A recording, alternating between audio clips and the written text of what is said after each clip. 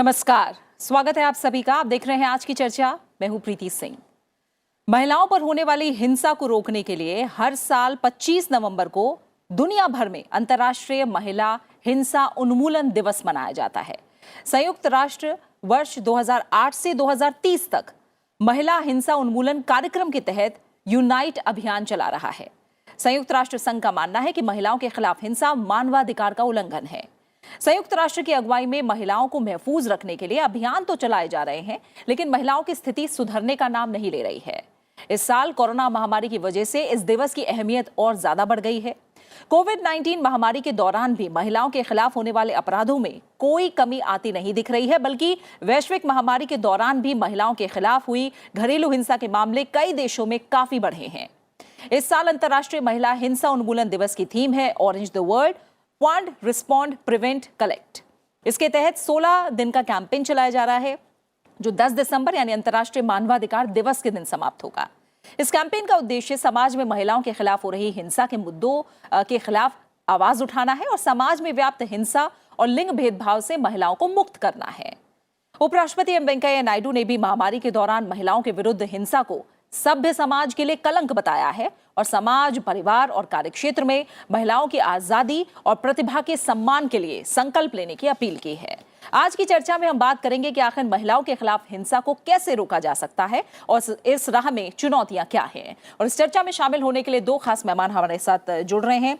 हमारे साथ हैं डॉक्टर विक्रम सिंह, पूर्व डीजीपी उत्तर प्रदेश। साथ ही हमारे साथ हैं शिल्पी जैन, वरिष्ठ अधिवक्ता सुप्रीम कोर्ट। आप दोनों मेहमानों का बहुत बहुत शुक्रिया इस चर्चा में शामिल होने के लिए। शिल्पी जैन, आपसे मैं शुरुआत करूंगी। बहुत ही बेसिक सवाल है मेरा आपसे, हिंसा क्या है? क्योंकि जब महिलाओं के खिलाफ हम हिंसा की बात करते हैं तो इसके दायरे में क्या क्या आता है, ये शायद काफी लोग समझ भी आज के टाइम नहीं पाते हैं। शारीरिक हिंसा को ही आज भी काफी लोग हिंसा समझते हैं। आप मुझे इसका दायरा समझाइए, हिंसा आखिर है क्या?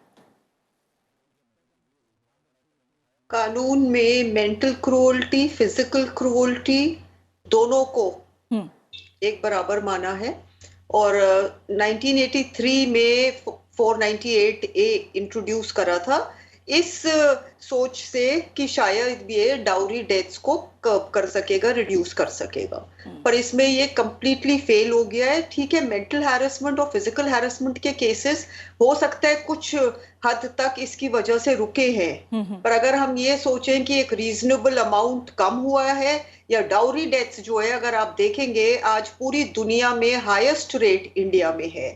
और ये एक जो डिसरिस्पेक्ट है विमेन की तरफ, मेरे को लगता है ये उसके जन्म से शुरू हो जाती है। बहुत कम घर है इंडिया में जहां एक डॉटर का बर्थ जो है वो सेलिब्रेशन माना जाता है।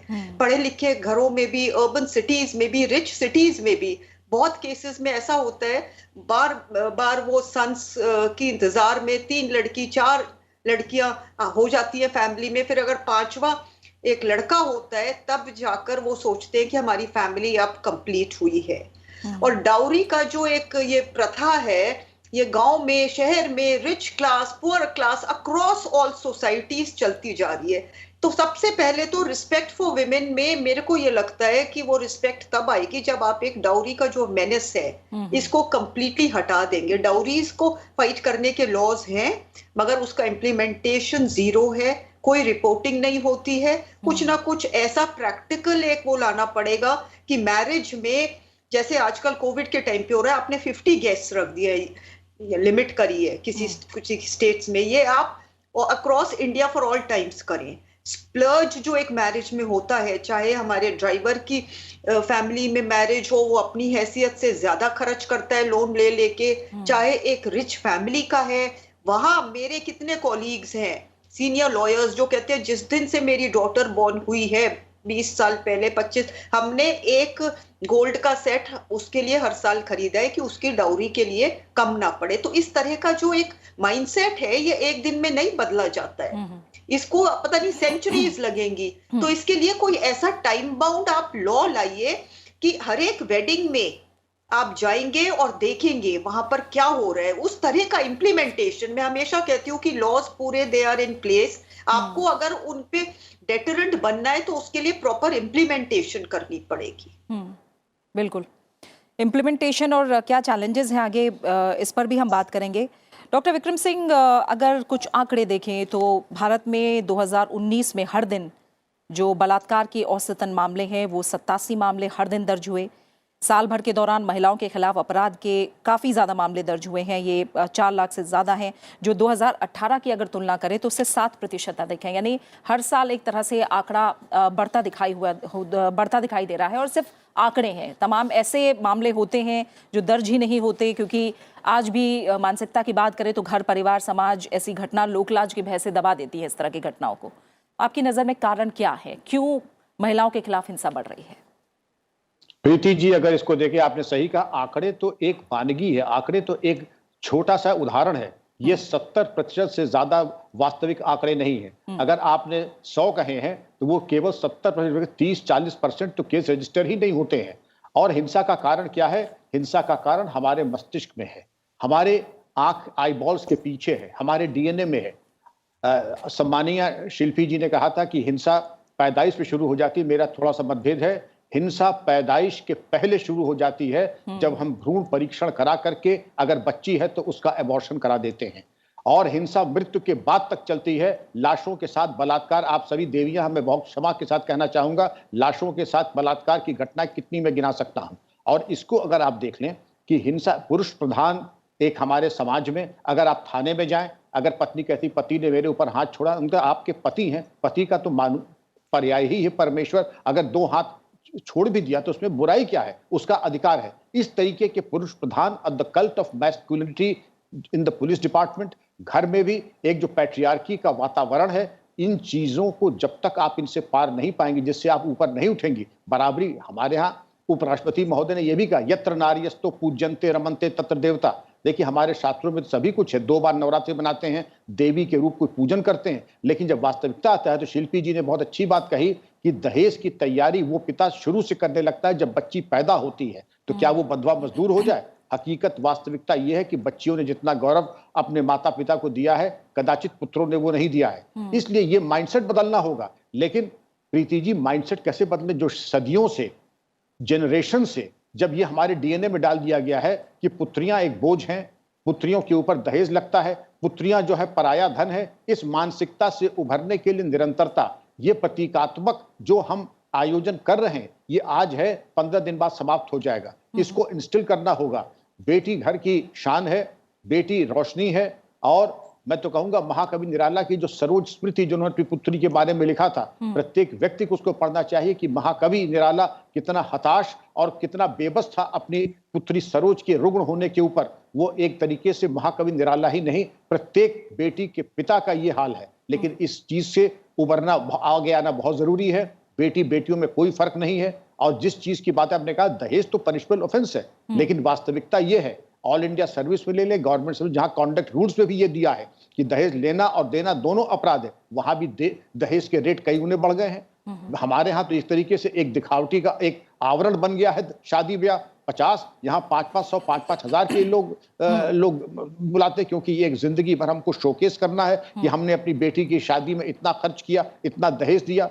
और खैर संतोष का विषय प्रीति जी, वरना गांव देहात में जब दहेज जाता था तो एक सबसे बुजुर्ग होते थे, वही नोट गिनते थे, पानी लगा लगा के कहते थे, भाइयों और बहनों, दहेज में आज चिरंजीव राहुल को इतने लाख रुपए मिले हैं। ये सब चीजें दंडनीय हैं। और 498 के अंतर्गत और दहेज अधिनियम के अंतर्गत इन सबको दंडित करना चाहिए। दहेज मांगते हैं और लेते देते हैं। प्रीति जी, बिल्कुल। अब थोड़ा कानूनी पहलू की तरफ अगर आए, शिल्पी जैन जी, मैं आपसे समझना चाहूंगी, कानून कितना साथ देता है, कितना संबल बनता है, क्या कानून काफी है? कानून तो बहुत इम्पोर्टेंट है। 498A जो है आईपीसी, वो मैरिड विमेन के लिए है, मगर डोमेस्टिक वायलेंस जो है वो लिव इन रिलेशनशिप्स में भी है। इसके अलावा 354 है। और अब जो निर्भया के बाद अमेंडमेंट्स हुए हैं उसमें स्टॉकिंग और ये सब कानून भी आ गए हैं, मगर कानून सही है।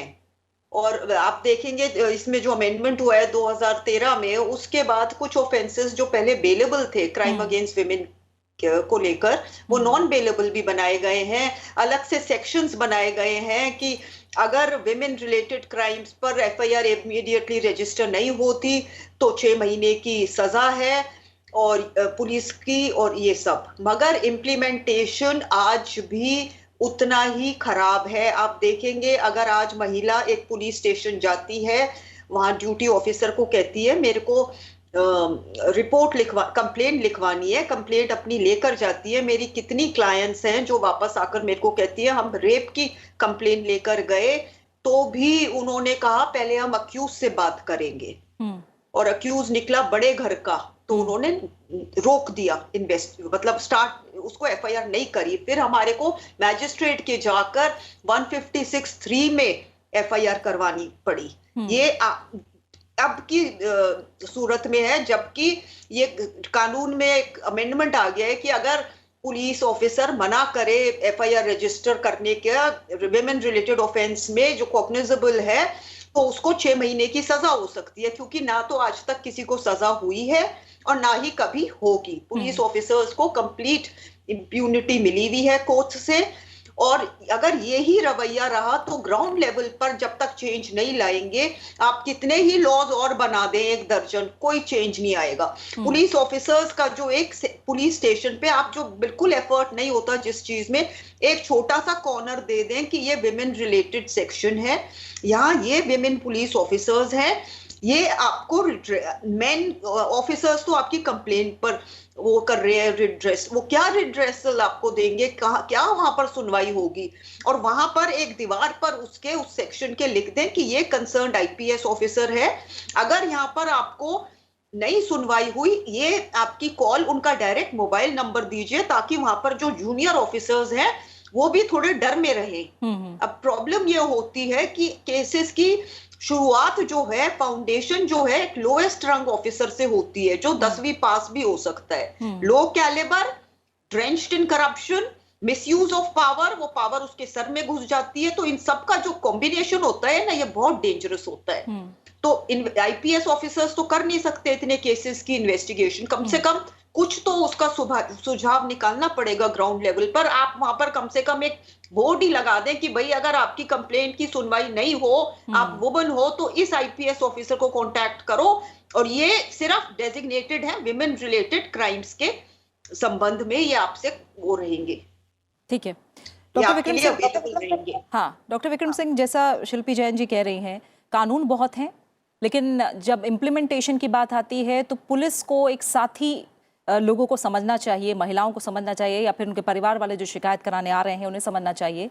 लेकिन वहाँ पे जो उदासीनता और लापरवाही मिलती है, इसके पीछे ये कितनी बड़ी समस्या आपकी नज़र में है और कैसे इसे दूर किया जा सकता है?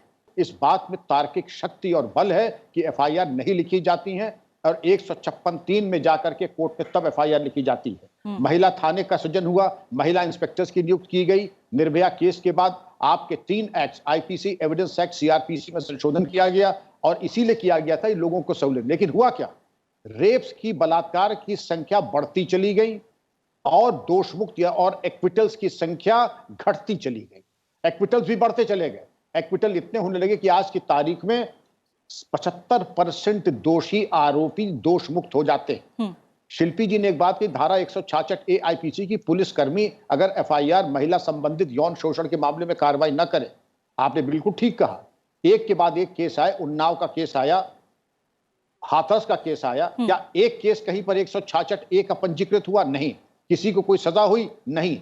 तो कानून बना देने से हमारे कर्तव्य की इतिश्री नहीं होती है, जिसे कहते हैं it is better to have a small number of laws that are faithfully implemented than to have a large number of laws that are loosely implemented. ज्यादा संख्या में कानून बना करके उनको शिथिल कर देना, इससे कोई लाभ समाज का या किसी का नहीं होने वाला है। लेकिन जो हमारी एक है कि हमने शायद समझ लिया है कि बलात्कार को हल्के में लेना, कल्ट ऑफ मैस्कुलिनिटी जो पुलिस विभाग में है कि हर महिला अपराध को हल्के में ले लेना, उसको अपनी टॉप 10 प्रायोरिटीज में न डालना, इसीलिए होता अपराध का पंजीकृत न होना। और आरोपी से बात करने का मतलब क्या है? आरोपी तो आरोपी है। सबसे पहले यह कहा गया था, जस्टिस कृष्णा अय्यर ने कहा था, treat the victim like God. अरे आप भगवान की तरह न उसको ट्रीट करें, कम से कम एक इंसान की तरह ट्रीट कर ले। एफआईआर लिख दे, कोई क्रांतिकारी काम न करें, आरोपी को बुला करके तफ्तीश में उसके बयानात ले लें, पीड़िता का 164 में उसका बयान करा दें। और जो ये प्राविधान है कि पूरी प्रक्रिया ऐसे प्रकरण में महिला पुलिस अधिकारी ही करेंगी, उतनी ही कृपा हम अपने ऊपर कर लें। लेकिन हम ये करते नहीं है,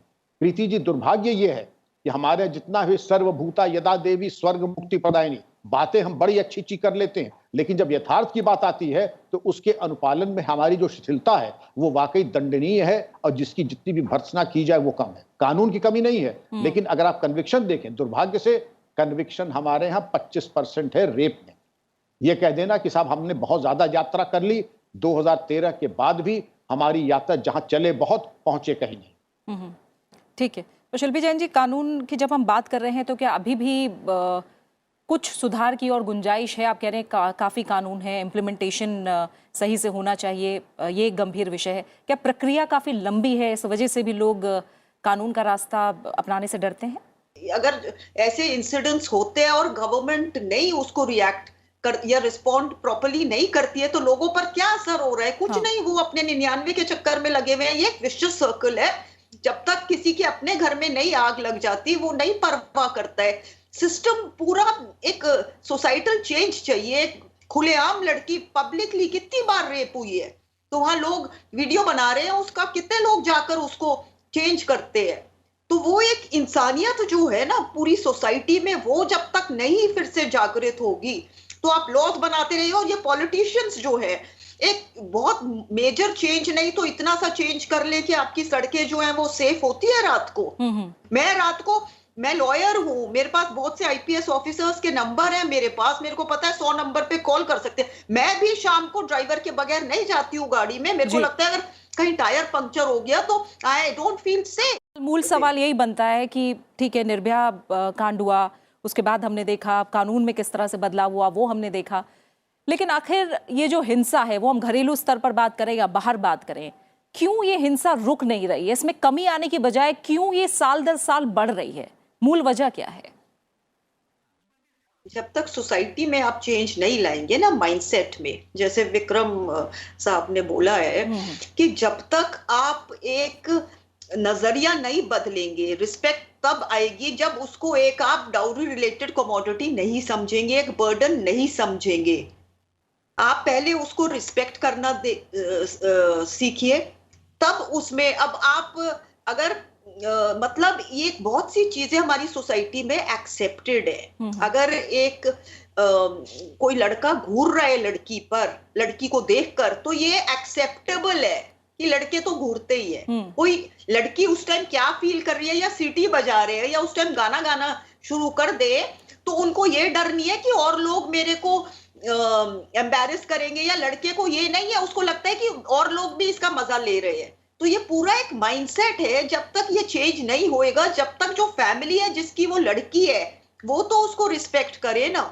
वो सिखाते हैं कि भाई को पानी चाहिए तो तुम उठ के दो, भाई नहीं उठेगा। तो ये आप अपने घर में तो पहले चेंज लाइए ना, लड़की के लिए रिस्पेक्ट लाइए, तब आप एक्सपेक्ट करें कि सोसाइटी उसको रिस्पेक्ट करेगी। बिल्कुल, एक सोसाइटल चेंज तो चाहिए ही, माइंडसेट एक शेकअप चाहिए। उसके लिए पॉलिटिशियंस को क्या होता है, आधे टाइम वो खुद अपराधी होते हैं, वो क्यों इम्प्लीमेंटेशन स्ट्रिक्ट करेंगे?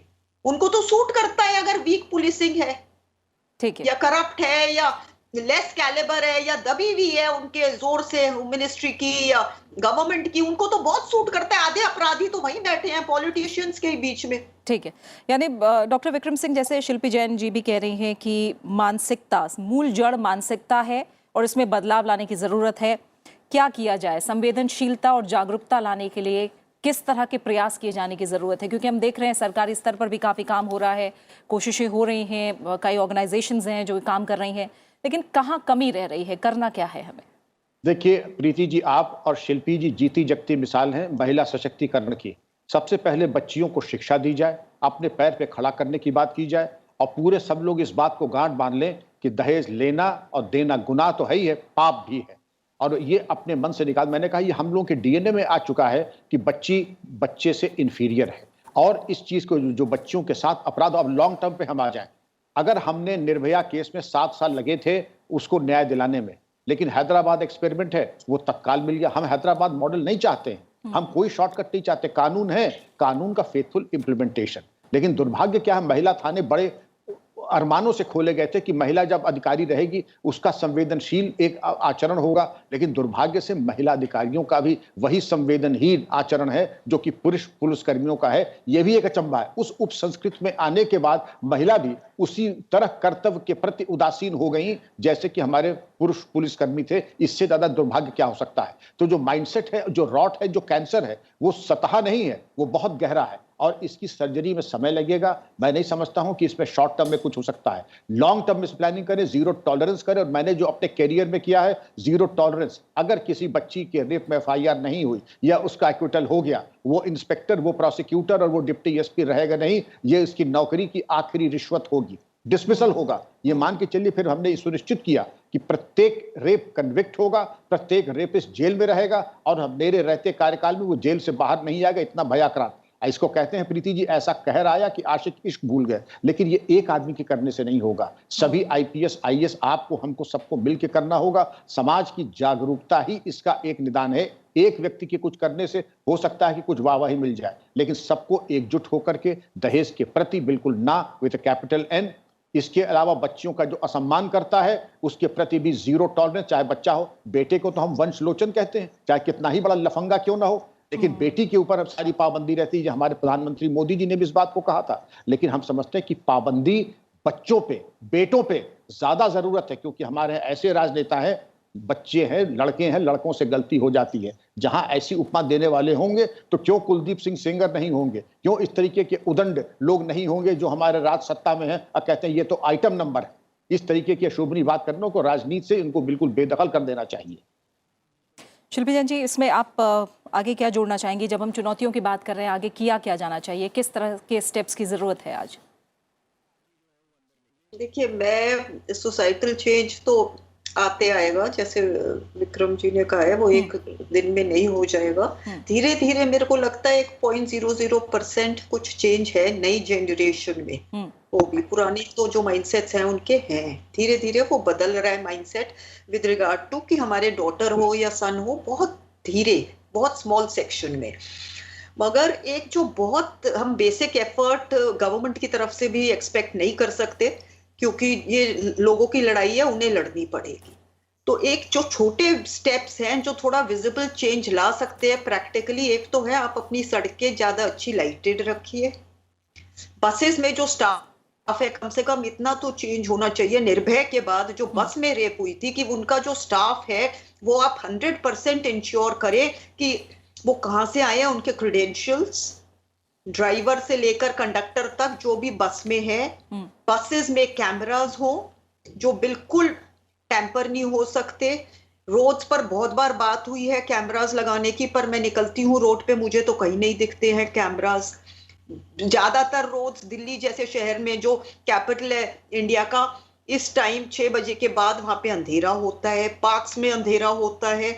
आप जगह जगह, इतनी आपकी पुलिस फोर्स है, आप दुनिया भर की Z security, Y security, 1-1 lakh रुपए रोज की पॉलिटिशियंस को दे रहे हैं। उसमें से थोड़ा पैसा आप लोगों के लिए भी खर्च कर दे।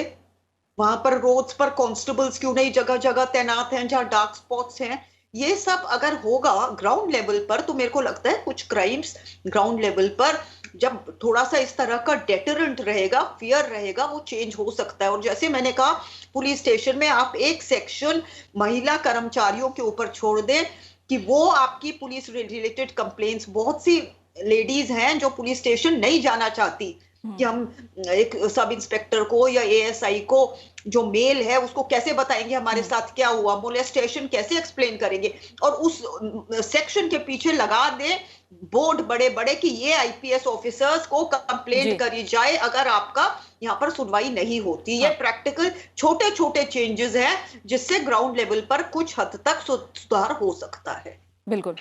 इसी के साथ आज की चर्चा का समय पूरा हो गया है। डॉक्टर विक्रम सिंह और शिल्पी जैन, आप दोनों मेहमानों का बहुत बहुत शुक्रिया इस चर्चा में शामिल होने के लिए, हमारे लिए समय निकालने के लिए। तो दुनिया को महिलाओं की मानवीय प्रतिष्ठा के वास्तविक सम्मान के लिए लड़ाई जो लड़नी है वो अभी काफी लंबी दिखाई दे रही है। महिलाओं को उनके वास्तविक अधिकारों को दिलाने का काम सिर्फ कानून के कागजों तक सीमित न रहकर असल जिंदगी में व्यवहारिक हो सके, इसके लिए अभी मीलों का सफर तय करना है। अन्याय करना और सहना बराबर का अपराध है। महिलाओं में इस धारणा को पैदा करने के लिए न्याय प्रणाली और मानसिकता में मौलिक बदलाव की जरूरत है और इसके लिए महिलाओं के साथ हो रही हिंसा के खिलाफ आवाज उठाने की जिम्मेदारी हम सबको निभानी होगी। महिलाओं के साथ पुरुषों को भी साथ देना होगा। समाज की मानसिकता में बदलाव और जागरूकता ही इस लड़ाई को कामयाब बना सकती है। इसी के साथ आज की चर्चा में फिलहाल इतना ही। आप इस कार्यक्रम को YouTube पर भी देख सकते हैं। नमस्कार।